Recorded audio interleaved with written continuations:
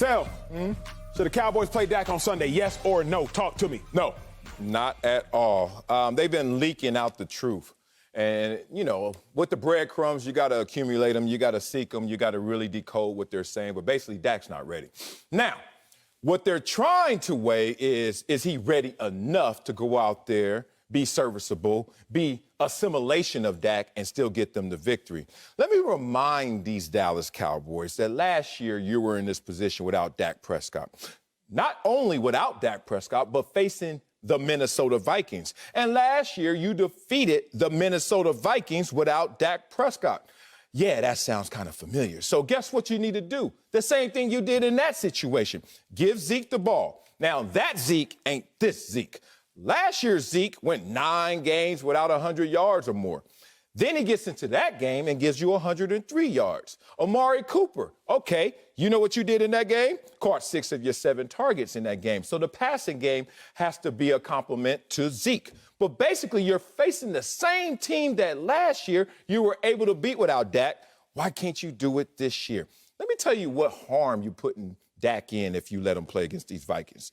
Vikings are ranked right now 5th by Pro Football Focus, the Bible for football, in terms of pass rushing. You know what they face after they face that 5th-ranked team?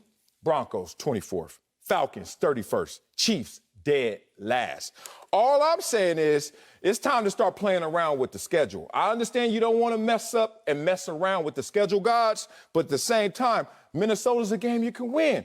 Then all of a sudden you preserve Dak not only from the bye week, but also a game week, potentially win this game, and then you can make some noise. But putting Dak in there too early, too soon could be catastrophic. I agree with you. If Cowboys, if you aren't going to learn from Kevin Durant and his calf strain turned Achilles tear, then please learn from my close friend, leading tackler for the Arizona Cardinals, balled yesterday, Jordan Hicks. Jordan Hicks, 2017, the year the Philadelphia Eagles win the Super Bowl. Week 3, Hicks has an ankle injury against the Giants. Week 6, Hicks has a calf strain. And then by week 7, he tears his Achilles. Now, he said during the week of practice after week 6, he says, is anybody 100% right now? He's like, clearly I'm tough. If it's up to me, I'm going to go out there and play. Now, against his really personal decision, he was probably going to chill, got some advice he should go out there and play. Team needed him to go out there and play. Next thing you know, he tears his Achilles. If you don't want to learn from Kevin Durant, because that's a different sport, at least learn from leading tackler of the Arizona Cardinals, close friend of mine in Jordan Hicks. He saw a calf strain turn into an Achilles tear real quick. Reminding y'all, a strain just means you are partially torn, the muscle fibers. Strain don't sound all that bad. It is. Now, full transparency, the Cowboys are stuck between a rock and a hard place, Sal. Let's hear. You don't play Dak Prescott, say you run the risk of losing a game, you lose a game or 2. The difference between, as we just broke down in the last block, the best team in football and the 5th best team in football is not very wide. Gotcha. The margin between the 1 seed in the NFC and the 4 seed in the NFC might just be a game. Heck, it might be a half a game. So I do not want the season for the Cowboys to end as quickly as it started. Because Cowboys, if y'all end up the 4 seed, guess what? Y'all got to play the Los Angeles Rams. They out here. Y'all end up the 4 seed, Cowboys, guess what? Y'all got to play the Arizona Cardinals. Week 1 of the playoffs, opening weekend of the playoffs, Cowboys, if y'all the 4 seed, y'all either going to see the Cardinals as it stands right now, or y'all going to see the Rams. Your season might end as fast as it started. So I want the Cowboys to rest Dak because I don't want Dak to get hurt. But I'm also mindful, Sel, at this point, and this is how I'm going to end my lap, this is almost college football-esque. College football, you can't just win. You got to win with style points. It's not just about winning. You got to win with style points because style points dictate your ranking. And ranking in college football really matters. Top 4 teams go to the college football playoffs. Well, ranking in the NFL, it might mean just as much as ranking in college football this year. Because that top 4 ranking in the NFC, boy, it really matters. Would you rather be a 4 and have to play the Rams, or be a 3 and play the Saints, or be a 2 and play the Vikings? So Cowboys are stuck with a bad decision or a worse decision. Yeah, but now, see, you are playing with the gods. You want to play with the seed gods. Like, oh, let's play around. Let's not be 5. Let's not be 4. We got to be 3 or better. Like, okay. I'm trying to play with the schedule gods because I see right now in the win-loss column, they have a 4-game lead. in their division. And then every other team that's leading their division all have one loss, including if you look at the NFC West, there are 2 teams with only one loss. So now it's like, dog, let's just be real about this.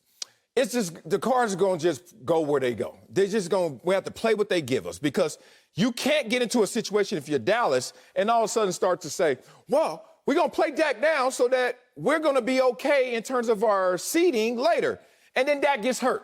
And then Dak does something worse than the calf strain. So let's take these 1 week at a time. I'm not saying Dak miss next week. I'm saying Dak miss this week. We'll see how you are at that time. And we'll certainly see how you are in week 18, which is basically when the playoffs start.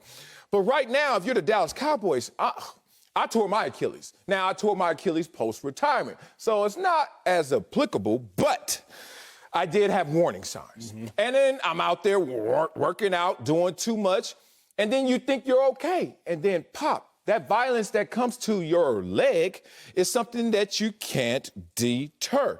Here's the problem I have with Dak Prescott and the Cowboys if they put him out there and the way it sounds, he shouldn't be out there. We already got to deal with opponents. They wear different colors, Coach. It's 53 of them. I know who they are. I see them coming. I can't have a 54th opponent, and that's the biggest one. It's called myself.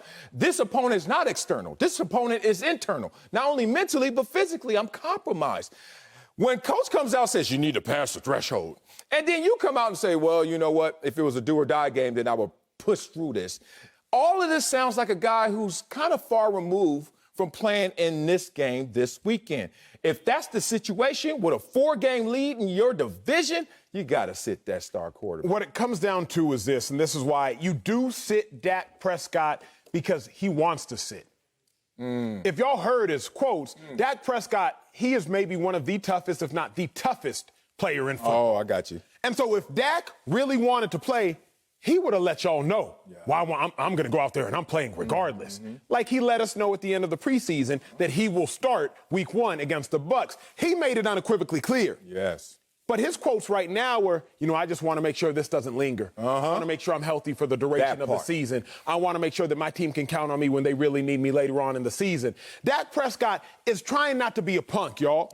Because the problem with football is if you go out there and say, no, I can't play, people going to question your toughness. People going to call you a punk. People going to say he's soft. But if you go out there and say, yeah, I am playing, well, now you expect it to play. So Dak Prescott is trying to maintain his public image, his persona, let y'all know he's not a punk, but in the same breath, hey, I ain't going to be there, to quote the great Magic Johnson.